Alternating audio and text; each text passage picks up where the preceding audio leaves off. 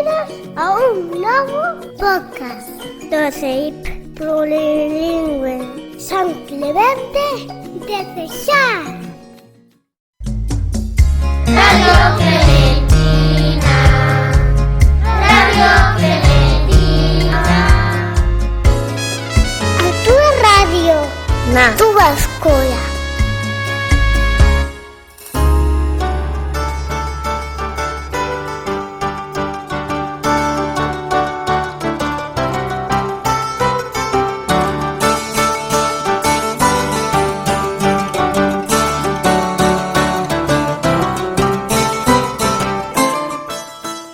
Bo día, Radio Intes. Hoxe conectamos convosco para presentarvos o 6º programa de radio dos pequechos e pequechas de primeiro de primaria, correspondente ao mes das augas 1000 a abril.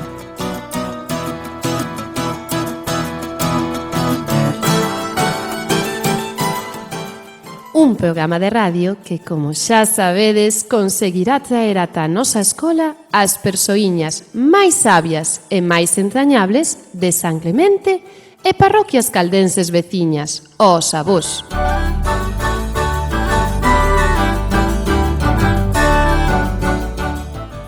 Nesta ocasión, o noso apañado convidado terá o placer de compartir connosco a súa perspectiva do que tal cambiou o mundo debido ás novas tecnoloxías.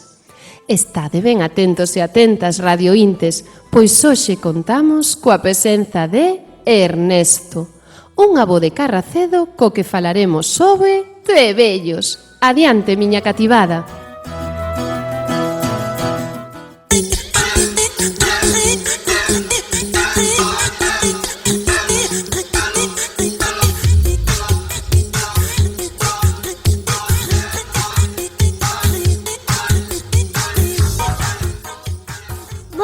Clementinos e clementinas, no programa de radio dos avós contando o mes de abril, os nenos e nenas de primeiro entrevistaremos a un avoíño con moita maña.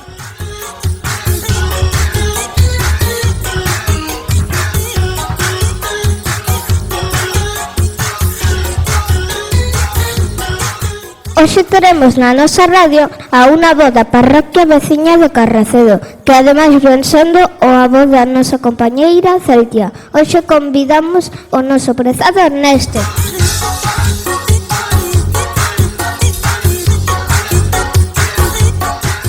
Hola Ernesto, benvido á nosa escola.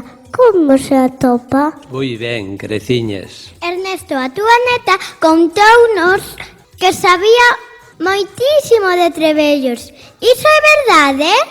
Bueno, algo sí, porque son moitos anos de experiencia de traballo e claro, son algo se aprende, algo se vai copiando, algo da vida, non cabe dúda. A que se dedicou vostede en tempos mozos? Pois mire, eu de tempos mozos dediqueime, que me gustaba moito, pois a electricidade e electrónica. Empecé a traballar aos 15 anos de aprendiz en un taller en Santiago, que era moi famoso, que era o único que había prácticamente, que reparaba radios, televisións e todo eso. Despois, claro, había que saber un pouquiño máis de... Non era solamente aprender, había que ter un pouco de estudios, ou saber algo que non era unha profesión, pero exigía saber algo de física, algo de a base prácticamente. Entonces iba a maestría, que era o Politécnico, e iba de 7 da tarde á 10 da noite. Había profesores de tecnología, había un de física, algo de matemáticas, porque antes as matemáticas que se daban no colexio eran no colexio de primaria, porque solamente había primaria nas aldeas. E entonces, pois ali, pois aprendín algo. Grazas a vostede teremos a oportunidade de ir vendo como evolucionaron as cousas, en este caso, en canto a aparellos. E cando vostede era pequeno, como se lavaba a roupa ou como se conservaba a comida? Pois mira, a roupa lavábase a man prácticamente. Había lavadoiros, sabes que é un lavadoiro, non? Sí, pois había lavadoiros e lavábase a man prácticamente. Nas cidades grandes, quizá que houbera xa lavadoras, pero na comarca, por aquí todo, lavábase a man. Entonces, despois empezaron a vir a lavadoras, empezaron a haber frigoríficos que antes a carne pues, conservábase en sal prácticamente, porque o que máis existía era carne de cerdo, era o que máis se consumía, entonces había que salala para que non se estropeara. E para construir as casas, tiñades grúas formigoneiras e toda a maquinaria que temos hoxe en día? Por aquí non, por aquí, é dicir, para facer unha casa normal prácticamente, usaban pois andamios de madeira e todo eso. Despois en grandes ciudades, en grandes edificios, sí, que tiña que haber xa grúas, algo que se pudera mover a tanta altura, me entendes? Porque non era fácil. Porque, claro, había edificios de 8 a 9 pisos, por exemplo, en Madrid ou en Barcelona, deso non acordo, ni moito menos, pero imagínome que tendría que haber grúas, sistemas para poder facer semejantes moles de edificio.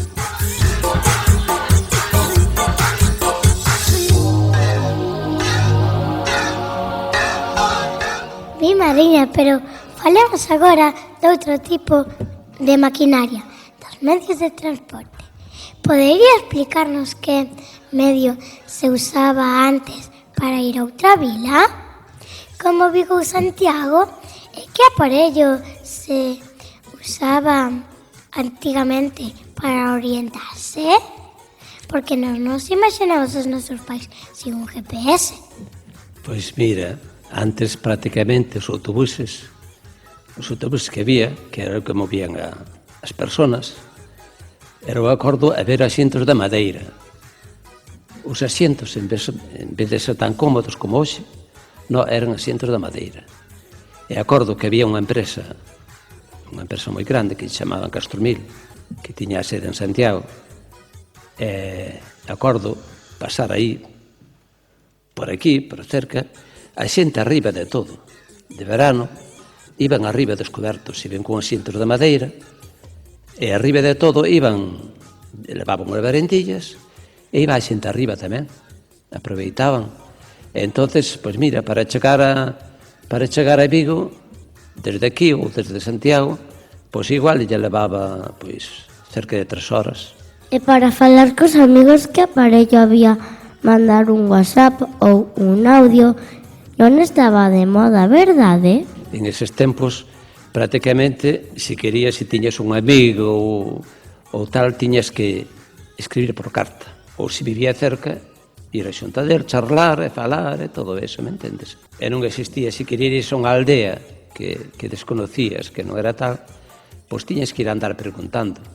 Por exemplo, se chegabas a Lalín ou así e querías acercarte a unha aldea cercana, tiñas que andar preguntando, mira, onde queda tal aldea, por onde se vai, que camiño teño que coller. Todo eso non era nada fácil, me entendes?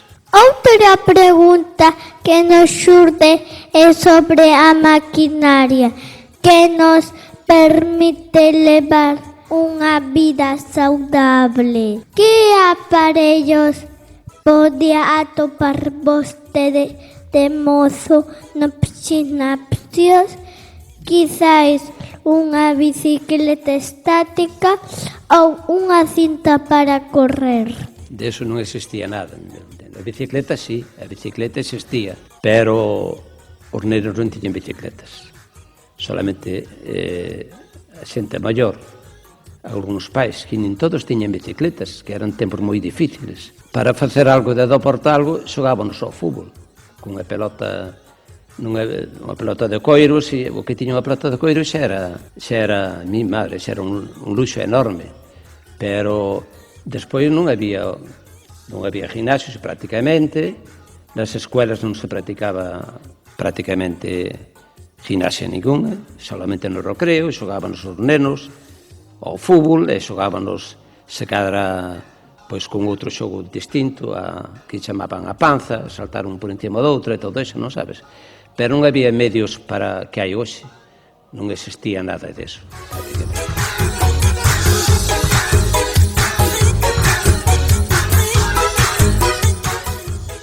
Ernesto, para ir rematando ca conversa, vemos que a tecnoloxía está a transformar o mundo a toda velocidade. Pero que máquina foi para vostede unha revolución na historia? Pois mira, a min, cando era un neno como a vos, o que me chamou moito a atención foi ir á radio por primeira vez. Entonces eu tiña uns tíos ali cerca que tiñan unha radio grande. E entonces eu preguntaba aos tíos, non notaban a xente que falaba. Eu pensaba que estaban dentro do aparato, me entendes? Era porque daquela non sabías o que era un aparato da radio, nin existía a tele, tampouco existía daquela, que veu no ano 60, no ano 1960 ou así, ou 62, por aquí, por Galicia. Pero a mí extrañábame en onde estaba esa xente, en onde decía, como falaban aí, onde estaban, de onde viña esa voz que salía pola radio. Entonces sempre tuve esa curiosidade por saber, e sempre me gustou pois a profesión esa despois, que cheguei a ejercela. E cal queda por inventar? A nos ocorresenos moitas, como por exemplo conseguir os bolígrafos automáticos para facer comodamente os deberes. As tecnoloxías que hai e cos adelantos que hai, pódese facer calquer cousa prácticamente, porque temos xente moi capacitada, e físicos e científicos, xente moi... Pero eso non o vexo moi correcto tampouco. Ai, abueño, arranxar radios é unha das túas afeccións actuais. E xusto no día de hoxe te topas facendo radio nunha radio. Que cousas, que che pareceu? Estou moi ledo estar aquí con vos e bequiños para todos. Pois si, agardemos que che gustara a experiencia, porque nos pasámoslo sensacional. Moitísimas grazas por vir parolar connosco e a seguir trebellando. Quérote. Vale, graciñas, miña reina. Gracias, que eres o meu encanto. Pois eu dar as gracias a todos, ao profe César, á profesora Melisa, a todos os profesores e a todos os nenos que son todos encantadores.